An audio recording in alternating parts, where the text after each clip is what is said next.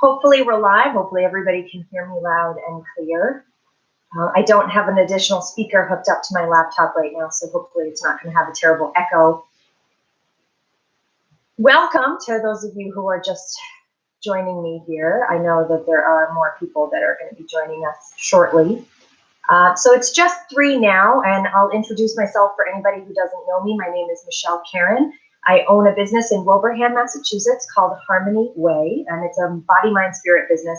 So I do a lot of different things, but today I'm coming to you as both an herbalist, a community herbalist, and as someone who is a holistic health professional and health coach. So I'm going to be talking today about some pretty easily accessible for most of us ingredients for food and as well as herbal remedies that are pretty simple to make for yourself. They've been used for thousands of years in some cases, if not more, and that should be really beneficial to all of us. So I'm going to start off by telling you a story. Okay, so this story is the story of the 4 thieves. Now, if you've been to any of my herbal classes or cooking classes, you may have heard me tell this story before. There are many different versions of this folk story, but it's pretty grim and gross, which is why I like it. And so this is a story that's from some grave robbers in the Middle Ages. Now, back in the Middle Ages, the big illness was a bacterial infection, not a viral infection. It was the bubonic plague, also known as the Black Plague. And it was pretty gross, pretty awful. Lots of people died. It was very tragic. In the towns that were throughout most of the world and most of Europe at that time, they didn't wait too long before they got bodies into the ground because it was spreading. And so there were these 4 really famous grave robbers who ended up being caught and they were put to death for their crimes. But for months and months, they were able to grave rob successfully without contracting the plague, which was pretty amazing because back at that time, we didn't understand what germs were. We had no idea how things were transmitted for the most part. So they used some herbs, a specific mixture, which different stories tell different mixtures. And these herbs can be steeped either in vinegar, preferably apple cider vinegar, or in olive oil. And what these thieves did was they went to an herbalist or an apothecary, as they were called at the time, and they got this wild concoction of very strong, potent smelling things. And it's very much like what's in fire cider, which I'll talk about in a bit, that we would see today. But they had sage, rosemary, thyme, which is antiviral, which I'll talk more about in a bit, and lavender. And that was supposedly, some stories say that there was juniper in it or that there was cedar, some kind of pine in it. So basically, the story goes that they made this disgusting concoction that actually didn't smell that bad. Some stories say they actually added things like onion and garlic and really potent smelling things, which would have made it more smelly to wear. Covered themselves in this concoction from head to toe, drank some of it, and then they'd go rob their graves.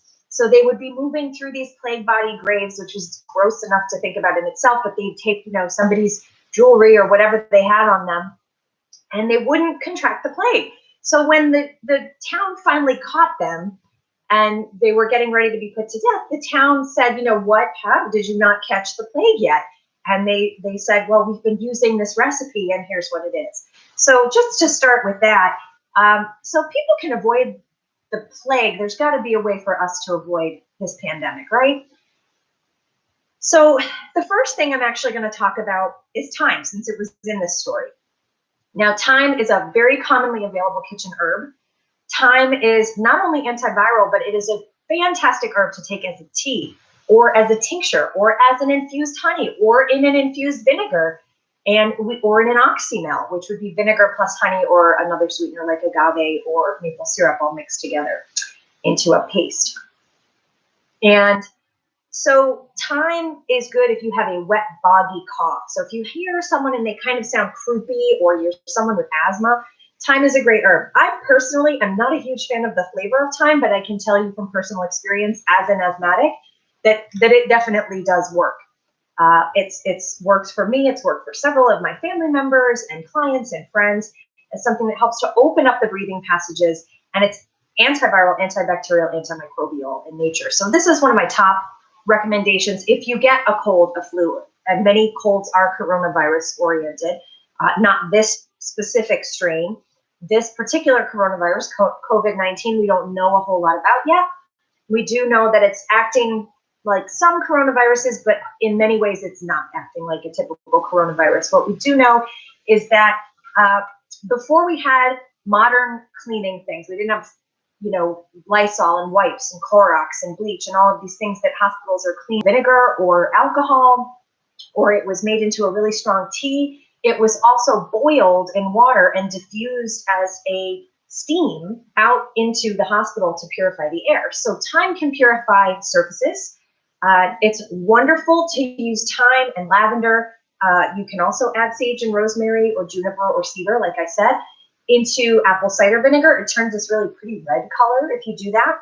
And it's actually great to kill most germs on surfaces if you don't have access to something like rubbing alcohol or bleach right now. So we don't want to play around with homemade cleaners too much. We don't want to dilute. We know that in order to kill these germs, you need to have a very high concentration of at least 60, preferably 70% alcohol if you're using something that's alcohol-based.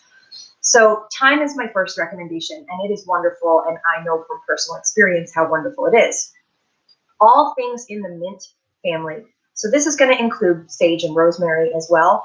Tulsi, also known as holy basil, which is this amazingly fragrant plant that has adaptogenic properties, which means that it helps to calm and soothe the immune system. It's very minty and basil-y at the same time.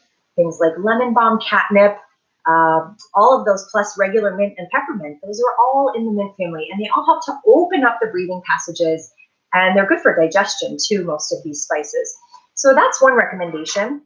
Perhaps you recognize, I'll hold it up to the camera, this is a dried mushroom, right?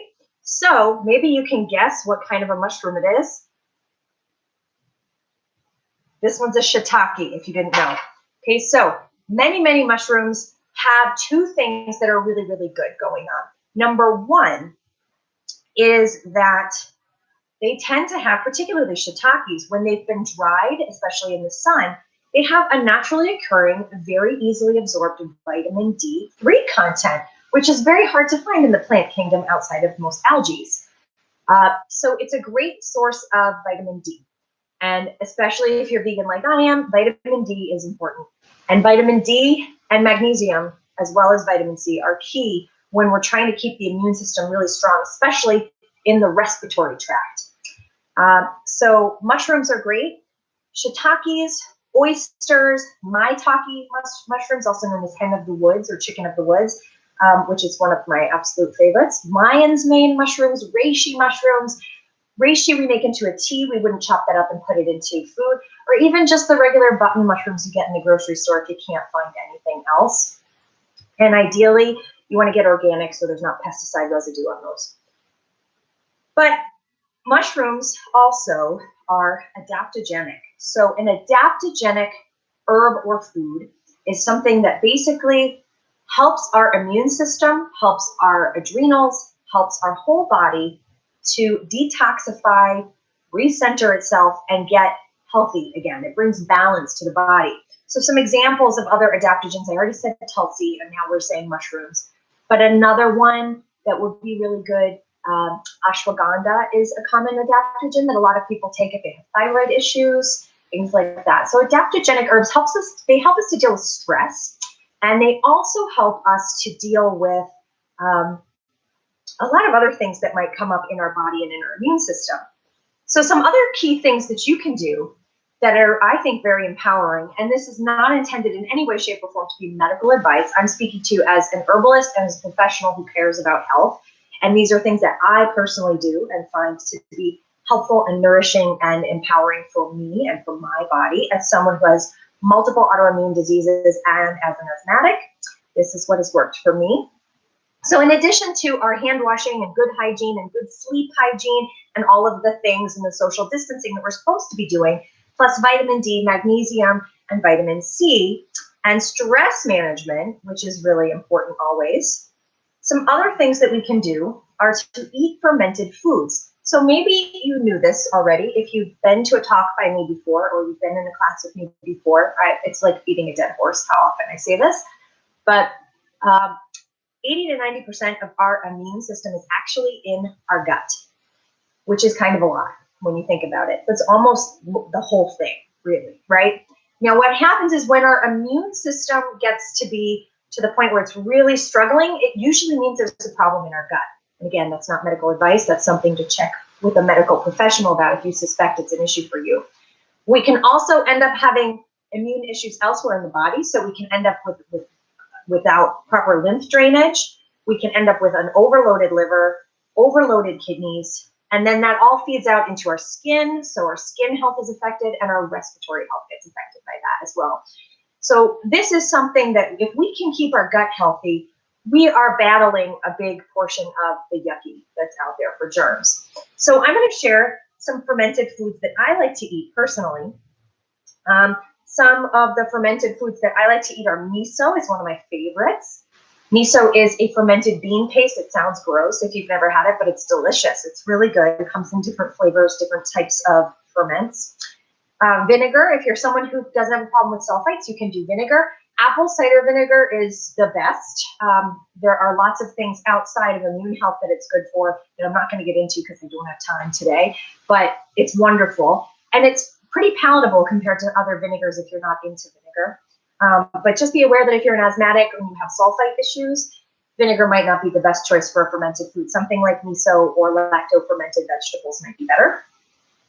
Pickled and lacto-fermented vegetables are great. So foods like sauerkraut, kimchi, pickles, pickled carrots, pickled everything, pickled cauliflower, pickled whatever you're into.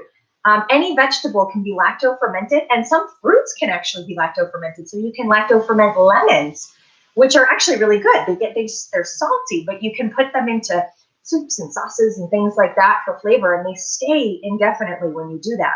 This is why fermented food was originally created, because we did not have a way to refrigerate our food a long time ago as we do today. And so a great method of food preservation was to do this. And the food is easier to digest when it's been fermented for a couple of different reasons. One, because it's already partially digested. And the bacteria and the other live active cultures, the healthy yeasts and things that are living in there, so it's good yeast, good bacteria in the case of fermented foods. They've already partially broken it down, so they've brought out good amounts of things like B vitamins and other good stuff, which makes it easier for our body to then break it down. It's kind of like being a baby bird and someone has chewed it up for you, not to be gross. If someone has chewed it up a little and given it to you, so it's a little easier to digest. It's also softer because of that, without actually having been cooked. And it's also easier to digest because we're getting the things that our gut needs. We're encouraging good gut flora. So we want the good bacteria on our skin. We want the good bacteria in our gut. We want the good bacteria in our respiratory tract so that we don't get the bad stuff like the viruses and the bad bacterial infections and the fungal infections that can come with things like sinus infections or pneumonia, things like that, all those secondary infections. So if we've got a great healthy gut and we're nourishing it like a garden with a lot of different probiotic substances, fermented food substances, and we're giving it prebiotics. Prebiotics come from fruits and vegetables and other plant-based foods. So you're getting both prebiotics and probiotics when you're eating a fermented food, especially a vegetable.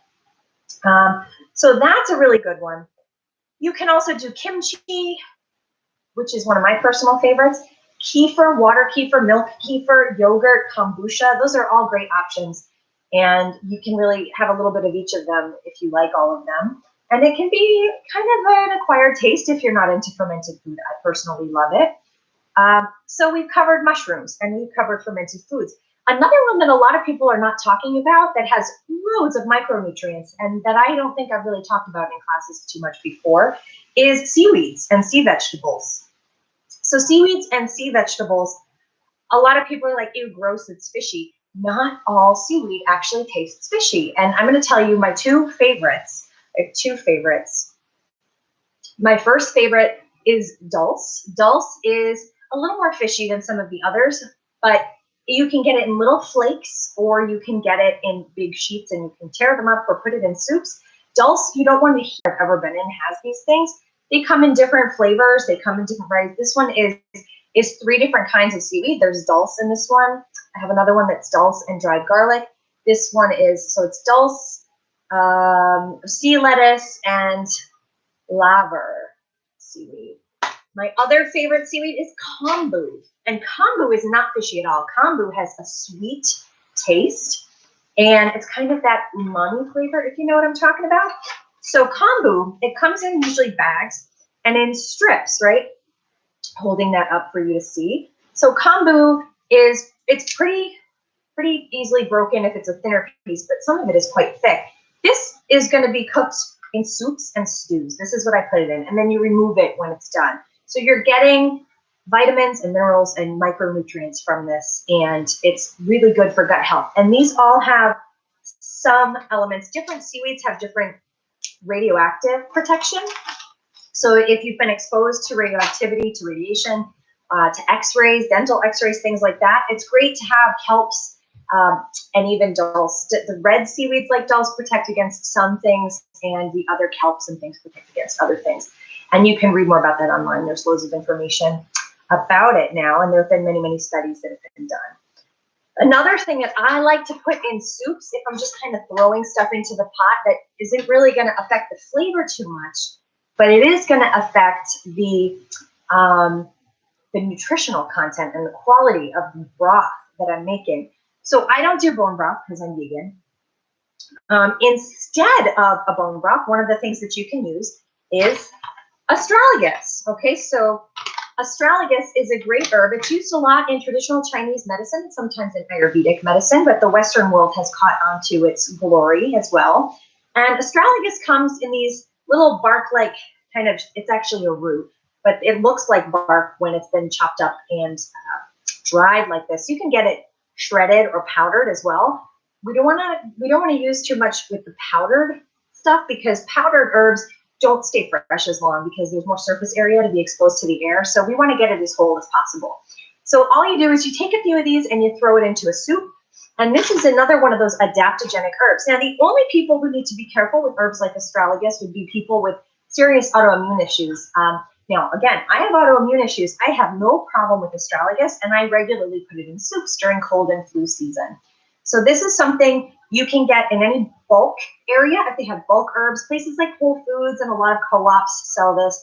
Mountain Rose Herbs, Frontier Herb Co-op sell all of these things, including the seaweeds. Most grocery stores carry seaweeds and mushrooms. So another thing, and now from what we know so far of this novel coronavirus COVID-19, we know that it is difficult, right, to treat. We know this at this point. And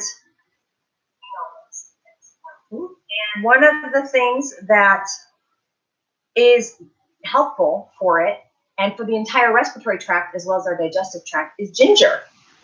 Happy little ginger, okay? So this is, you can get this literally any grocery store. If it's not organic, you want to peel it. If it is organic like this one, you do not have to peel it. Just give it a good scrub with water. And then you can throw this into soups and stews. You can make this into tea. You can make this into infused honeys. You can put this in vinegar. You can do all kinds of things with it. It's fabulous. And ginger is really good for your body.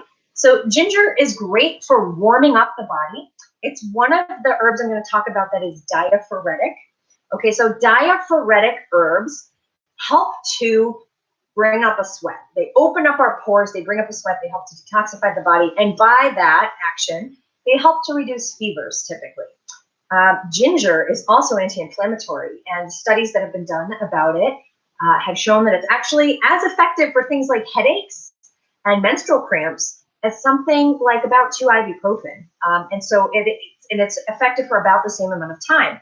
So a cup of ginger tea can be a great thing if you're in pain or you're congested, if you have asthma, all kinds of things. There's one caution for ginger, and that caution is for people who are on blood thinners. We want to make sure that we limit the amount of ginger that we take in because it's actually a blood thinner too.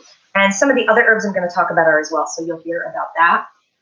Ginger, we also don't want to have more than 1 gram if you're pregnant. Okay, so any stage of pregnancy, not more than 1 gram of ginger a day for safety. It's a remedy for motion sickness as well as morning sickness.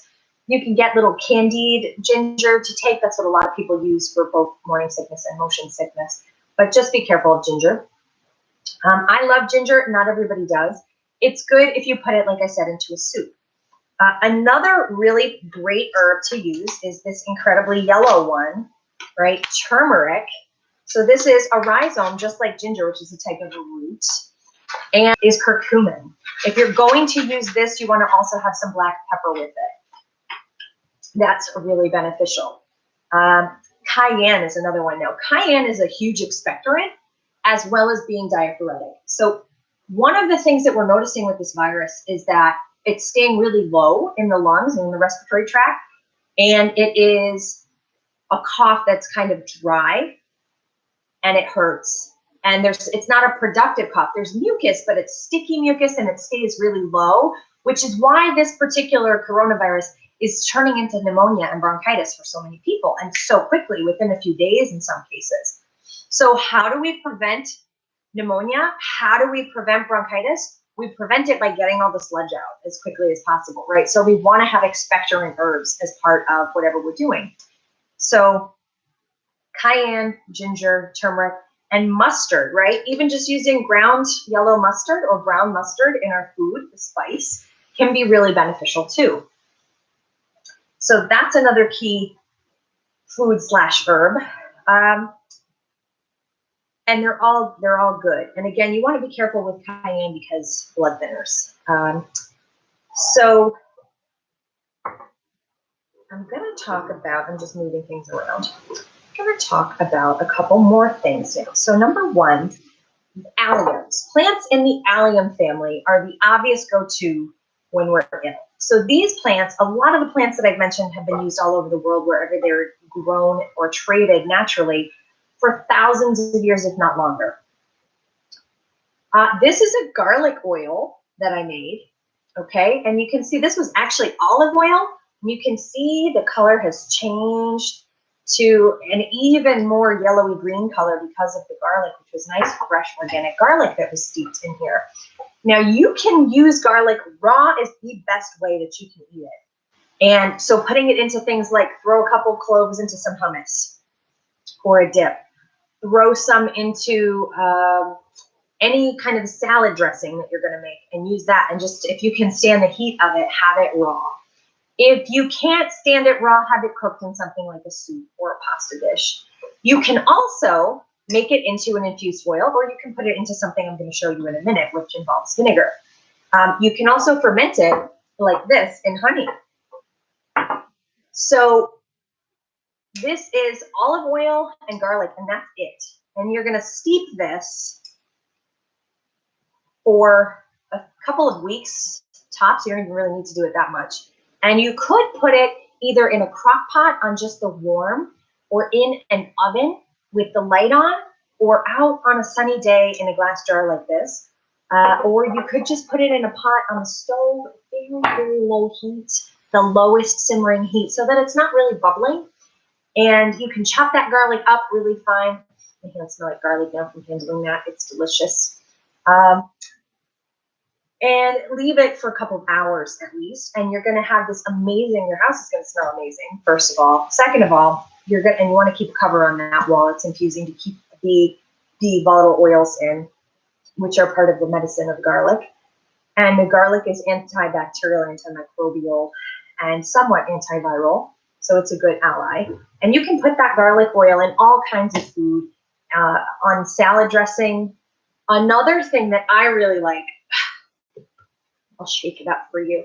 This is fire cider that I'm currently making. This is a gallon. It's bigger than my head, okay? So this huge gallon of fire cider has all kinds of things. I'm going to list off this particular recipe so that if you want it, you got it, okay? Rosemary Gladstar, the godmother of herbalism here in the Western world, in North America and the United States, she is greatly responsible for bringing back all of these old-timey remedies. And one of her favorite things is fire cider. So she wrote a book in the 60s or the 70s, and it had fire cider as one of the recipes. We do know that different forms of fire cider, such as with the story I told you about with those 4 thieves, has potentially been used since time immemorial. We don't know exactly when people started using some of these things. We do know that with the spice trade in Europe, that things like ginger and turmeric and other things became a part of that mixture of things to make it more potent. So fire cider, Rosemary Gladstar has a traditional recipe, and you can Google that online anytime that you want. It's absolutely free, and she's got her kind of basic recipe for it. This particular fire cider, again, I'll hold it up one more time. It's a huge gallon of fire cider that's steeping, and it's got about 3 weeks to go because fire cider steeps between 4 to 6 weeks. My particular recipe is raw organic apple cider vinegar. So we want to make sure that that's unpasteurized, unfiltered apple cider vinegar that has that disgusting scum on the bottom, which we call apple cider vinegar, which usually isn't very expensive. There are all different brands out there. You can even make your own. It's not hard to do. I put garlic, onion, ginger, always in mine, rosemary, mustard, peppercorns, so black pepper, because I'm also going to add turmeric to it. So peppercorns, sage, thyme, oregano, which is another aromatic mint family plant. Oregano is very antibacterial, antimicrobial, antiviral, just like thyme. And bee balm is another one that's really good. Lemon, just for flavor. You can put lemon or orange or citrus fruit, whatever you're into. Lime would probably be good too. Horseradish. Ideally, if you can get fresh or dried horseradish root, fresh is best. But I had to use dried because I didn't have it, and I was not going to brave the grocery stores. Sometimes you can put hot peppers. This batch, I didn't have any dried or fresh, so there's no hot pepper in it. But sometimes I have some dried in the cabinet, or I get them fresh with my farm CSA share. The astragalus I was showing you, right? That's this stuff. These weird chips, right? So that's in there. Cayenne. Not too much. You really only need a pinch of cayenne anytime that you're making something with it. And then sometimes cinnamon sticks. This time I did use cinnamon sticks. And then you steep that for 4 to 6 weeks, shaking it at least once a day. Once that's done steeping, you strain it off, and you can just compost what's left of it. And it's really interesting because it's going to smell like burning, and it's going to taste like burning, which is why it's called fire cider, right? You can sweeten that to make it a little bit more palatable. So the favorite sweetener that people use, so it's a vinegar tincture before you add that sweetener. If you add honey to it, it becomes an oxymel.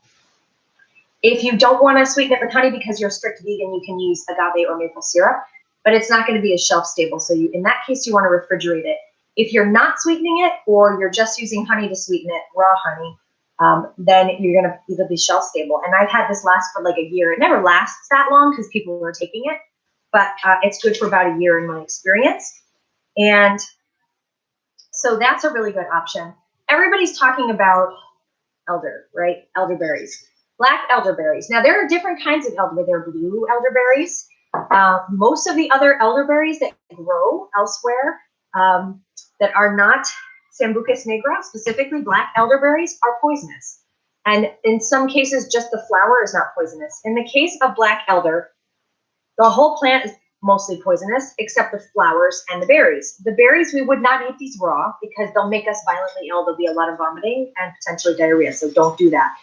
You don't want to eat them like this. They can be made into a jam and then strained off, or they can be put in tea. You can tincture these in a high-proof alcohol like vodka or rum. You could also put these into vinegar if you wanted to. I feel like that might be weird unless you're into like sweet vinegars. I drink it as a tea every day. You can also make it into syrup, right? That's what everybody knows is elderberry syrup, which you put a lot of good stuff into. It's going to be about 1/3 of a cup of dried elderberries, 2 to 3 cups of water that gets boiled down. You're basically making a strong decoction tea in this case over low heat. You're going to simmer that for about a half an hour or more until it reduces somewhat. And you're going to throw in some cinnamon, clove, and ginger for flavor and for medicinal benefits as well. And then once that's done, you typically put a lot of honey or agave into that. And I like to put elder flower in with my elderberries, partly because elder flower is diaphoretic, like some of these other herbs. It's a fever reducer. And the elderberry can be cough suppressing as well as it can help to reduce a fever along with the flower, but the flower has more of those diaphoretic properties than the berry does. and all kinds of other good stuff. There's quercetin in elderberries too. So if you've got allergies and asthma, quercetin is a great thing to have in your life and in your gut and in your bloodstream. And we know that elderberries specifically, but also the flower to a lesser extent, is quite antiviral. And and you've been taking elderberry as a preventive measure every day, it is going to make it harder for that virus to get into your cells and replicate. So if this is a cell floating around in my bloodstream, right? Here comes a virus. This is the terrible depiction. I probably need puppets or something, but just work with me here. Okay, so here's a virus. Oh, I'm a virus. I'm coming in to get you. If I've taken elder, it's strengthened the cell membrane, and it's created a rather unpleasant environment for this guy over here. So this virus is going to try to break into that cell. It might not be able to do it at all, but it's going to be much harder if I've taken elderberry or elderflower or both. Once a cell is ruptured by a virus, the virus then uses the mechanics of that cell to replicate itself, right? And then it bursts out of the cell to go try to find other cells to replicate the other viruses that came out. So another thing that elder does is that if a virus is in there, and it does get in, if we've already contracted something like COVID-19 or another coronavirus like a cold or a flu or any virus really, that virus is now in there and the virus is going to try to break out. But because that membrane is stronger, right, because of what's in the elder that you've already taken, it's going to have a harder time to get out. So that virus might get stuck in that cell and it won't be able to get into other cells. So what we find is that it shortens the duration of illness if you do get sick, and it lessens the symptoms, particularly the respiratory symptoms and the fever, and it can make it harder to get sick in the first place. So it's great as a preventive measure. You can get elderberry products now, I think, at any pharmacy, any grocery store. You can mail order them. The cheapest thing to do is to order elderberries in bulk if you don't get to harvest them where you live yourself. Elderberries grow all over New England, black elderberries specifically. You can find it all over the place, and it comes out in ditches a lot of the time. We don't harvest from the side of the road, but it loves to have wet feet, and it likes really nitrogen-rich soil. So a great place to actually plant elder, if you have a chicken coop, plant it outside the chicken coop because there's really nitrogen-rich soil where the chickens are scratching and going to the bathroom, as long as it gets enough moisture. So elder likes wet feet, but if you can't harvest it in person, and if you do harvest it, be careful you're not getting tons of sticks and leaves because, again, that part's poisonous and it causes really bad stomach problems. So you can get it dried from places like Mountain Rose Herbs, and from Frontier Co-op, you can get it from the bulk herbs section of any grocery store like Whole Foods or a co-op or a health food store that would sell those kinds of things. So elder is great, and that's the kind of simple science behind it that everybody's raving about. So it's not just like a superfood. And if you can't get elderberry because people have canned some of these other foods and these other things are going to be okay, other herbs, you also have the option to eat foods that are going to be the same color, right? So blueberries, blackberries, huckleberries. There's all different kinds of foods that are that same kind of dark color, even beets or red cabbage. So you're going to get a lot of the antioxidant properties that are going to be beneficial and that are going to help your immune system to be bolstered and strong. So that's a really good one. Let's see what else I've got for you here. So elder, and just as a side note, about 80% of the rest of the world chooses to use herbs first before turning to things like ibuprofen or other NSAIDs and cough suppressants and expectorants. They will use the herbal remedies first because they're easier to get, cheaper in those places, and they're things that get passed down in families. And most of these that I'm mentioning are quite safe in different situations. So you can also use garlic, FYI. You can make garlic lemonade, which is fun for kids, and it sounds gross, but it's actually good. You can put ginger in it too. And it's just several cloves of garlic in water, simmered in a slow simmer on the stove for about a half an hour, again, maybe even longer if you want it really garlicky, or an hour. And then you add your lemon juice and whatever liquid sweetener you want. So something like maple syrup or honey or agave works. And you can put ginger in that, like I said, as well. I like to make a hot toddy.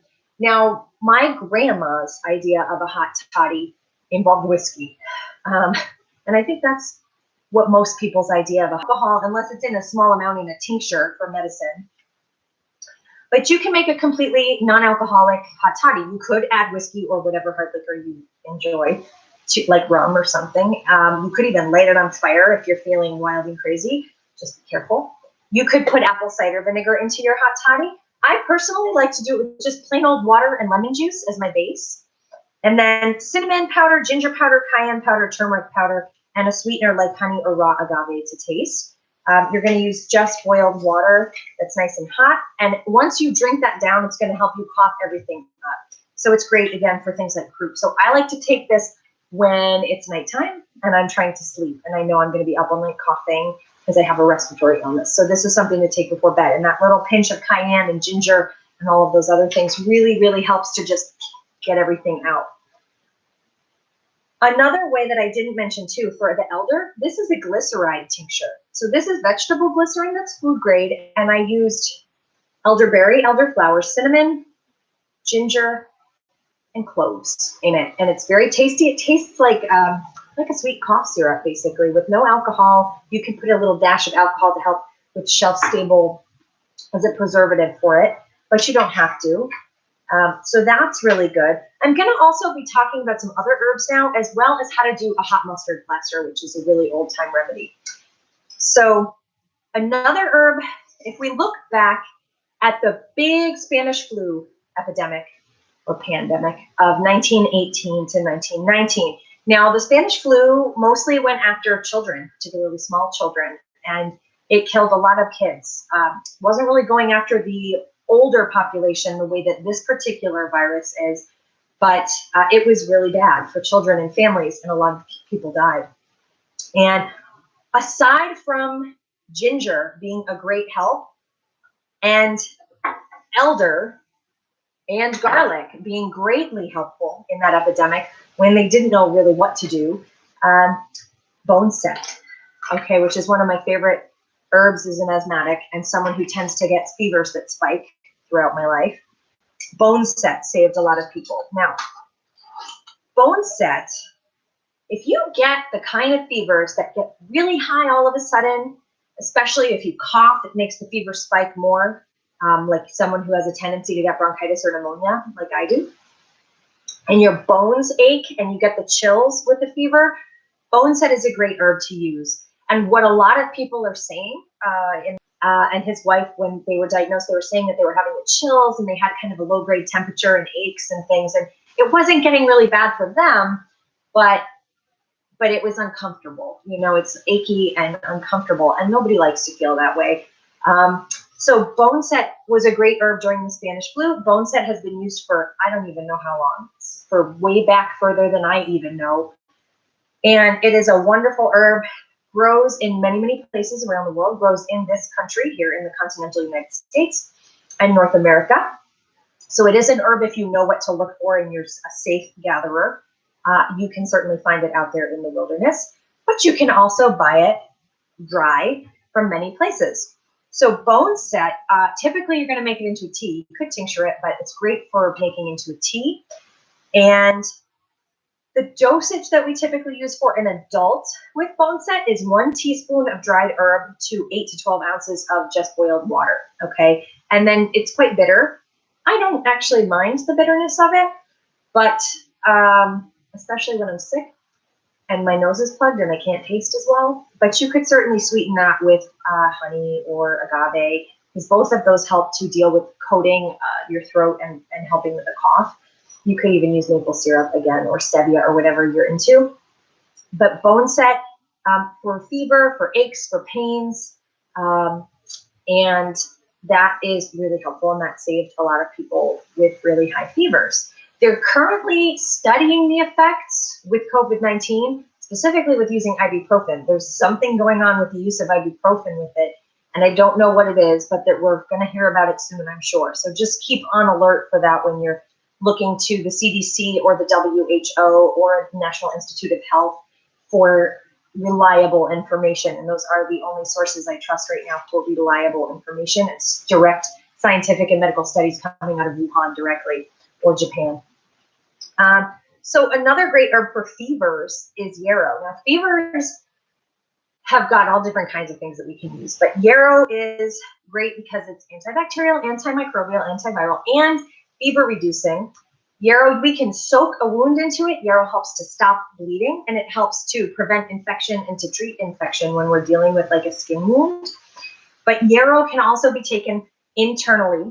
Yarrow is in the Asteraceae family, so if you're someone who's got a daisy or goldenrod allergy, yarrow's probably not a good herb for you. It's also very bitter. A lot of the good ones for when we're really sick are quite bitter. But yarrow, if you take enough of it, especially if you take it with elderflower, ginger, and boneset, you're definitely going to help to bring that fever down. Lemon balm and catnip can also act as fever reducers. Catnip and lemon balm are also very, how shall I say, they're gentle nerve. I'm pretty introverted, so I'm actually loving having to be alone. But if you're not, if you're an extrovert and you thrive on social outings with people and large groups, then it might be a hard time. So just as an ally for your nerves, it might be good to have a little cup of catnip tea. And yes, I'm talking about the same catnip that cats eat and enjoy and get high off of. Catnip doesn't make humans high, just FYI. It makes us calm, and it helps to reduce fevers, and it can help a little bit with pain too. Lemon balm, don't have lemon balm if you're someone who's got Hashimoto's or some kind of hypothyroid issue.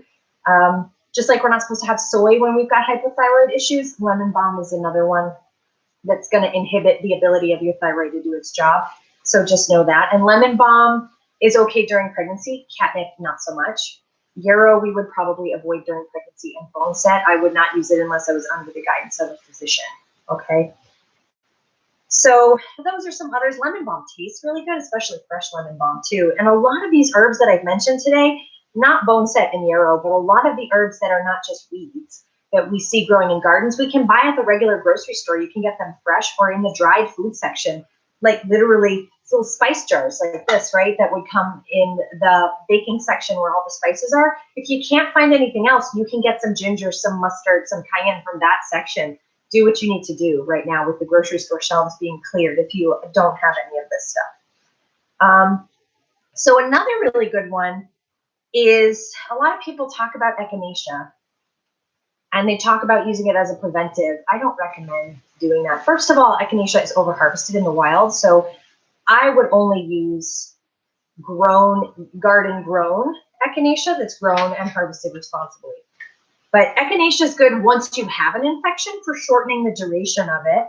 But you only use it for up to 1 week because it can build up in the liver and that's not good.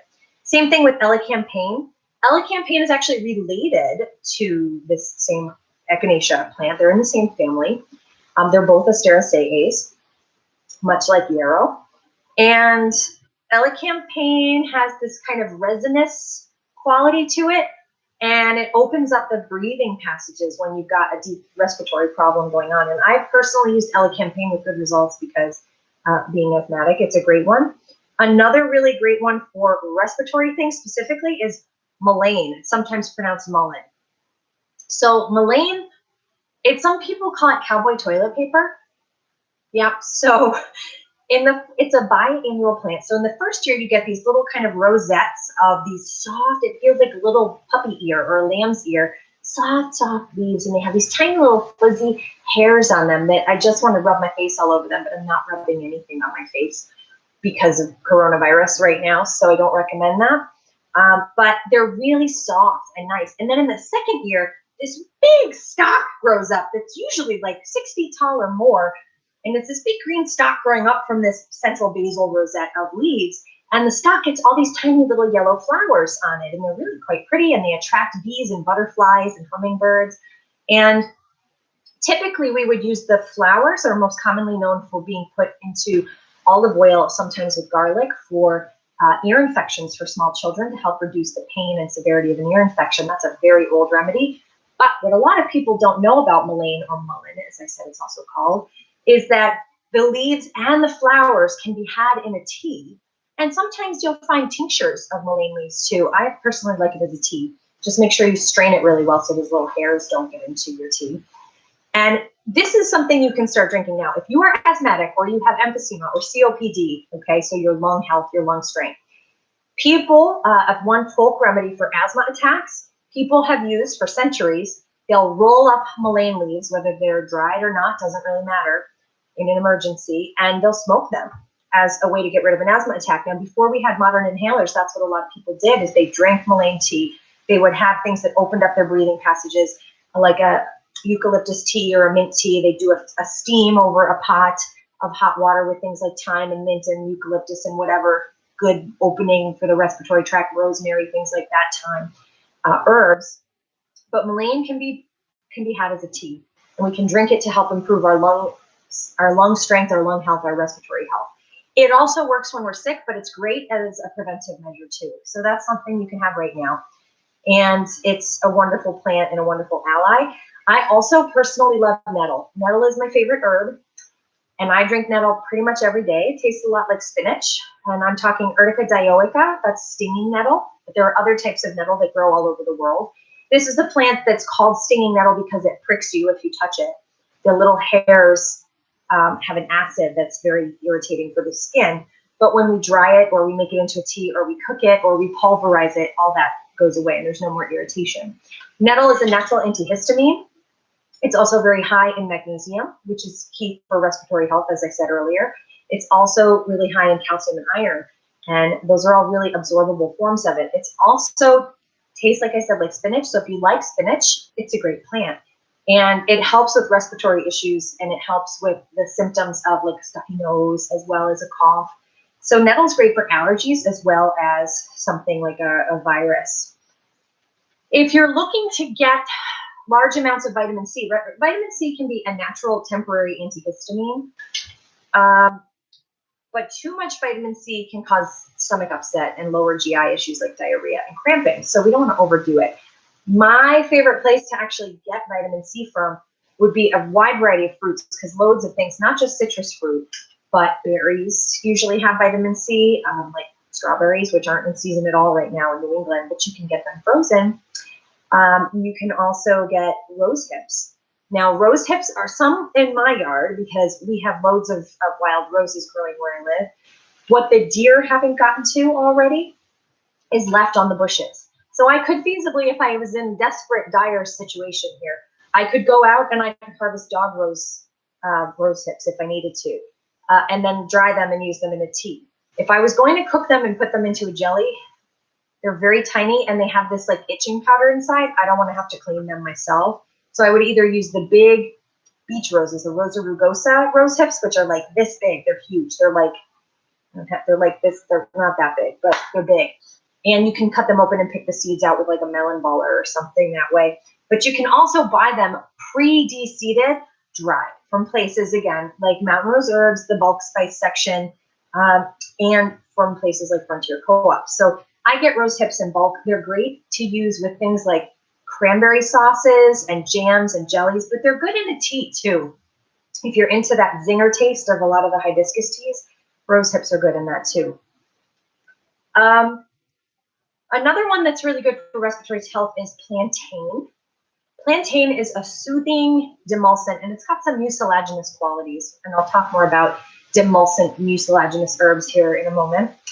But plantain is good for the respiratory tract, for the sinuses, and it's got some antimicrobial, antibacterial, antiviral. So if I'm seeing somebody who is a client of mine for herbal issues, and they have a wound and it's getting infected, I will make a soak for them to actually put that into, or something that we can make a poultice out of, with yarrow, chaparral, which is also antifungal, and plantain. And I'll make a strong tea of that. And that kills pretty much everything. It's great. Chaparral, we don't want to take that internally except under the guidance of a really experienced herbalist or naturopathic physician, just FYI. But chaparral we would use topically.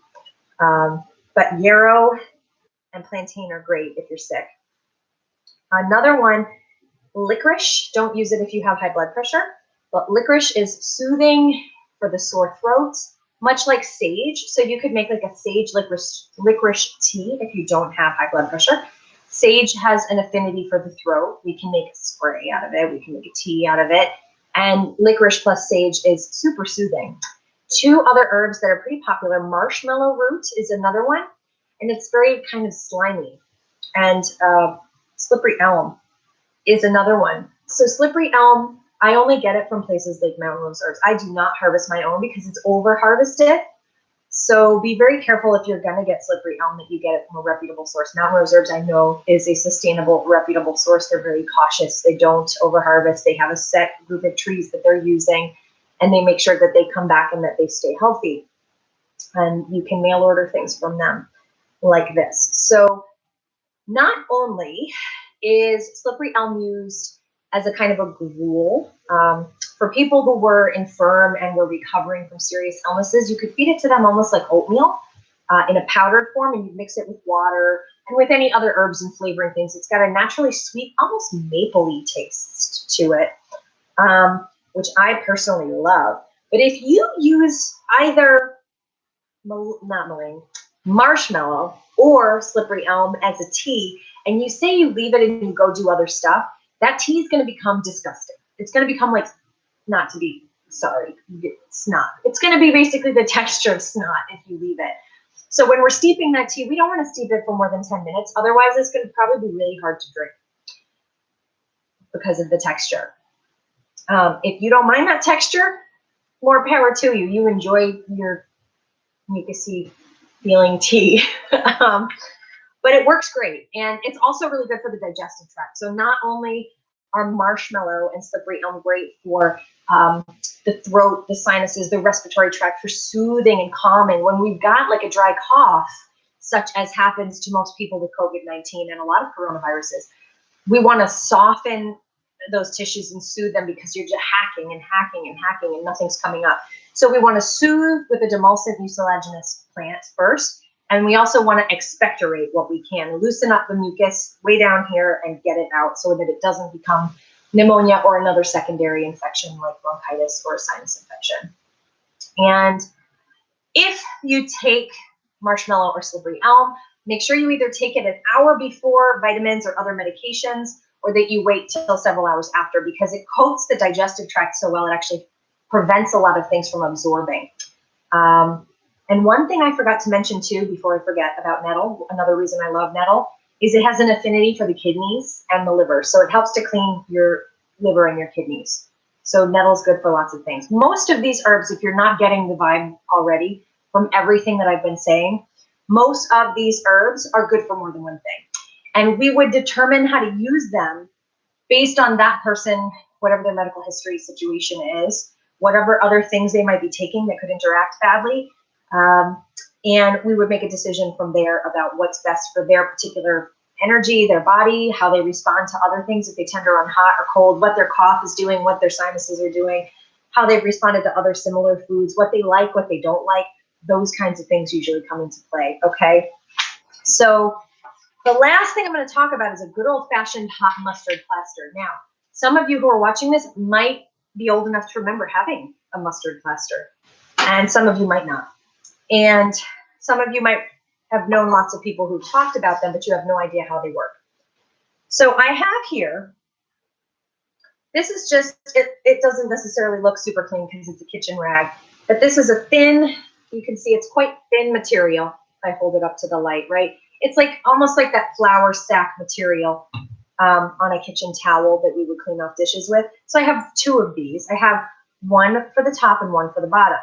Now, just as an FYI, mustard plasters, if you're freakishly pale and sensitive like I am, and you tend to get hives, burns, things like that, be very careful. You're going to want to have an extra layer of protection between the mustard plaster and your body or whoever's body it is.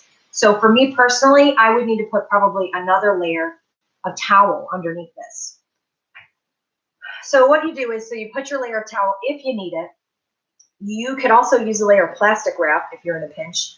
And then you're going to take your clean towel and you're going to take ground yellow. Don't use brown because it's way too hot. Ground yellow mustard. Okay, so this is just, it's literally just ground yellow mustard seed.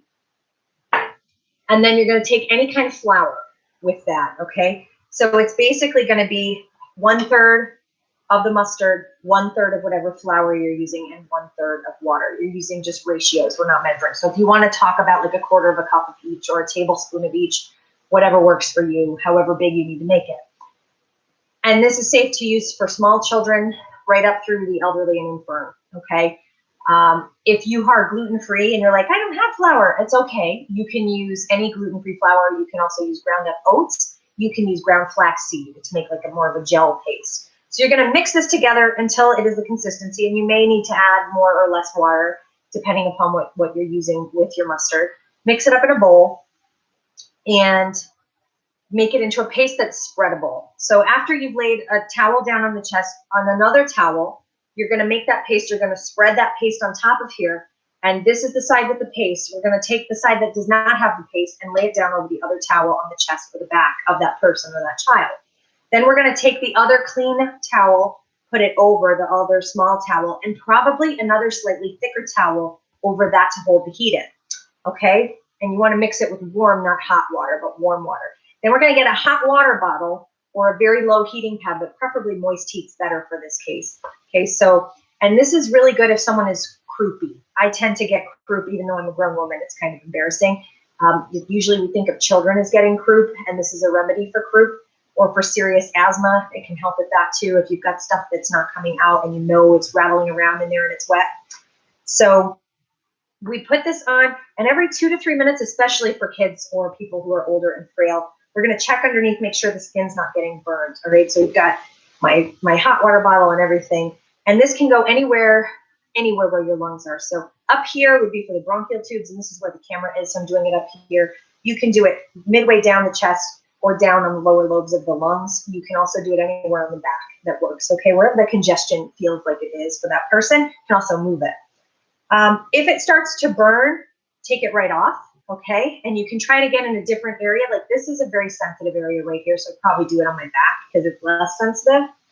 And I would have to have someone help me in that case. So you're checking it every 2 to 3 minutes. You're gonna leave that on for older children and adults for 10 to 20 minutes. That's how long we're gonna leave the heat on. And you wanna make sure you have a bucket handy, just saying, because they're probably gonna cough up, whoever has this done is probably gonna cough up. If they've got croup and stuff rattling around that needs to come out, they're probably gonna cough up some gross things. And they might not be able to get up to a bathroom or a Kleenex or whatever in time. Back in the day, this was considered a first line of defense against croup, bronchitis, and pneumonia. This was until the early 20th century. So guaranteed during the Spanish flu epidemic of 1918, they were doing hot mustard plasters on these children. And in some cases, it was saving their lives. Because once you get all that yuck out of the lungs, you've finished with the coughing for a while, the temperature usually starts to come down and you're not dealing with as much chest congestion anymore. And that can be done regularly as needed, okay? So this is a remedy that's coming back that more and more people are using because it really works. And because if you can't take something because you can't stop coughing, it's a topical expectorant that will work. But again, if anybody experiences any burning or discomfort from it, you want to take it right off, and it's not a good remedy for them in that case. So I'm going to finish this because it's already 4 p.m. But I want to say thank you for joining me. I hope this was helpful. It was ranging between like 9 and 12 people at different points during this presentation. So there weren't too many of you out there watching, but that's okay. I will probably do more things like this. If you guys want that, then please leave that in the comments below this or email me. Let me know what specifically you're looking for. I'm also probably going to start doing free online live fitness classes, yoga and aerobic fitness classes for people. I had 3 brave souls show up for an outdoor yoga class today, and we ended up mixing some aerobics in. And what we did was we were at least 6 feet away from each other. It was a beautiful, sunny, breezy day, so it was a perfect place and time to be doing this in a big field, way far away from each other. But I think a lot of people are just too scared to even leave the house and to be outdoors, that even that close to people, and that's okay, and I respect that. So starting maybe like Monday, Wednesday, Friday classes. So I'll be posting that on my social media. I'll be sending out a newsletter about it at the first of the month, and I'll be, if we're still all closed down, which we probably will be from what I'm hearing, And I'll probably send an email before then so people know what's going on. And it'll be free, but I'm not making any money this time being a small business service provider. So you'll be able to get into PayPal or Venmo if you want to make a donation for the classes that you're taking, or you want a distance session with me, because I do all different kinds of distance sessions. You can look at my website, hermywayhealing.com, for more information about that. And everything I do is on an inexpensive sliding scale. So anyway, thank you again for joining me. And if you have questions as well, you can put them in the comments below and I'll respond, or you can email me those questions. But I hope that this is helpful. So we have some foods, some herbs, so that hopefully you can feel empowered and a little bit stronger and a little bit less fearful and anxious about what's out there and what's going on. And now you have a whole arsenal of herbal and food allies that you can turn to that are really nutritious. Most of them are super tasty too. So stay healthy, be well, make sure that you're getting some fresh air and that you're social distancing and you're washing your hands just with plain old regular soap for at least 20 seconds as often as possible. And take care, and I'll hopefully see you soon.